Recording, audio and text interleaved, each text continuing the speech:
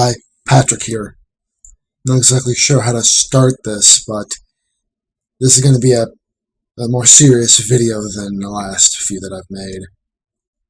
Because this is something that I've dealt with my entire life and will continue to deal with for the rest of my life. And the reason why I'm mentioning this is kind of because of Alicia and her first video describing that the fact that her body is kind of attacking her own spine. That's an odd thing to go through, but I'm going through something kind of like that, where my body is doing something that shouldn't have done in the first place, more specifically my brain.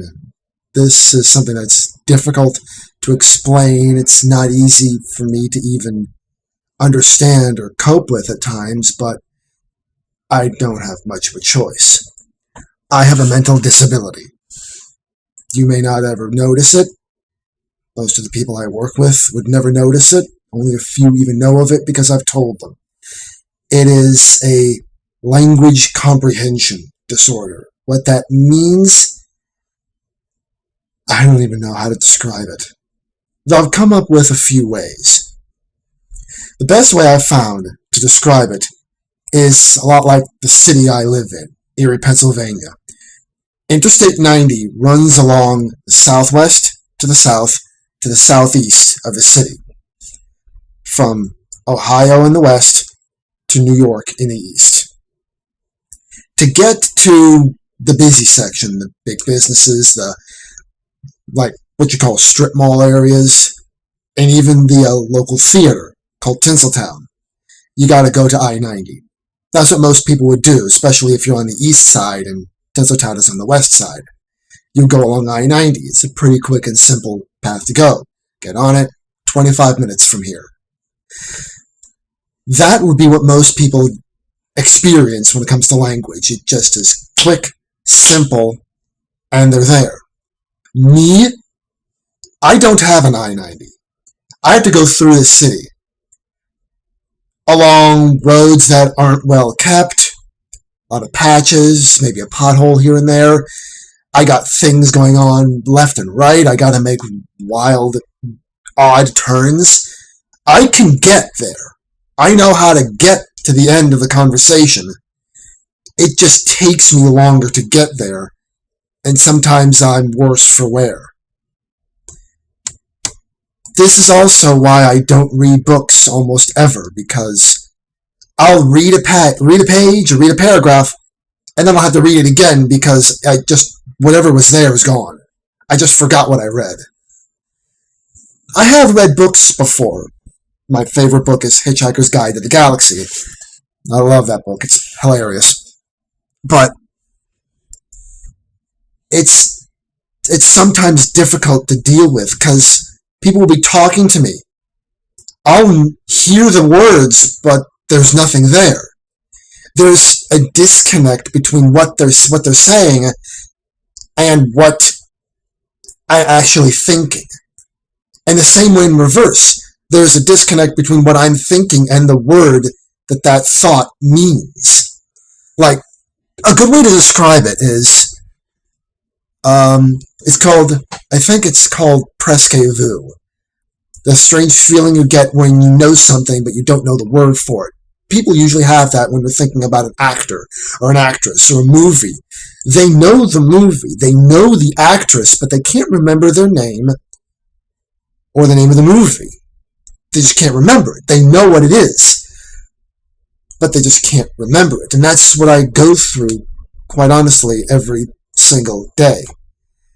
As a child, I had to be taken to a special school called, at the time, it was called the Gertrude A. Barber Center. It's here in Erie, thankfully.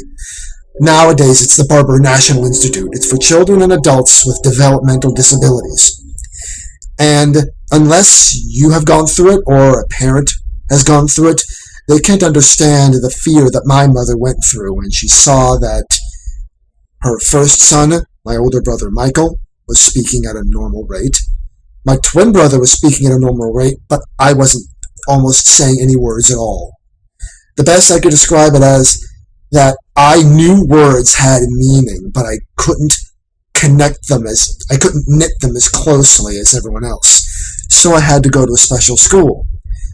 I only have a few memories of that place, but one memory I have is being driven, I believe, to the parking lot. And the feeling I had was a severe sense of dread. That's one of the few things I remember. So, yeah, I wasn't a fan of that place, but I thank those doctors for doing what they did, because, like I said, you would have never guessed had I not said anything.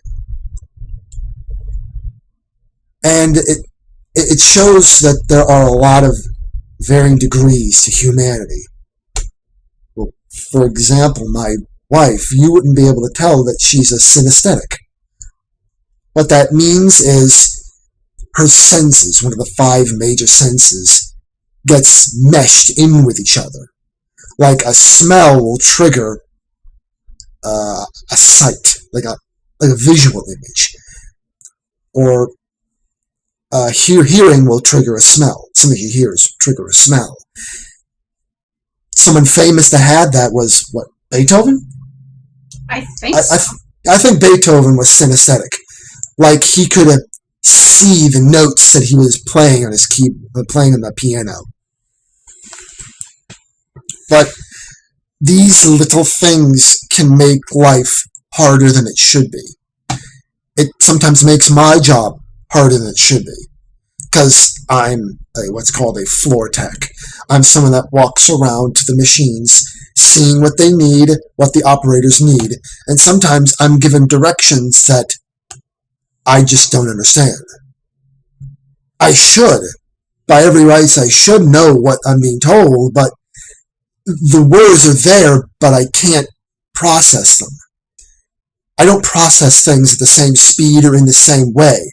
I kind of have to go around in a path that's different. It can't be a direct path at times, or I just can't even get there at all. It's, like I said, it's very difficult to explain, because I'm trying to explain it with the very thing that I'm disabled in. Be like someone who's partially blind trying to tell you what they saw. They have a hard time seeing as it is.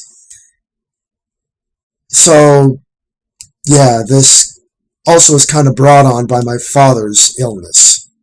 Yeah, on Facebook I posted that recently he had some heart troubles. Well, he's been having heart troubles for years, but it kind of just took a nosedive. And recently he was taken to the hospital because a transplant heart was available. Turns out that it wasn't in the best condition that he would need it in. But, yeah, that's still not easy to deal with. I'm not certain where to go with this anymore, this video, but that's probably about it. Just don't look at people as being generic. Everyone has layers upon layers upon layers of who and what they are. I mean, I may not be good with words, but I can do math like some people breathe. You can. Yeah, I surprised people with how quickly I just do math in my head. I also have an eye for detail, and I've been called very, very observant, because I know that I have very fast eyes. That comes from playing a lot of video games, which I love. Video games. So don't ever tell me to stop playing them, because I'm not going to. I think that's about it. Thank you for listening. I hope some of you don't have any severe medical issues in your life.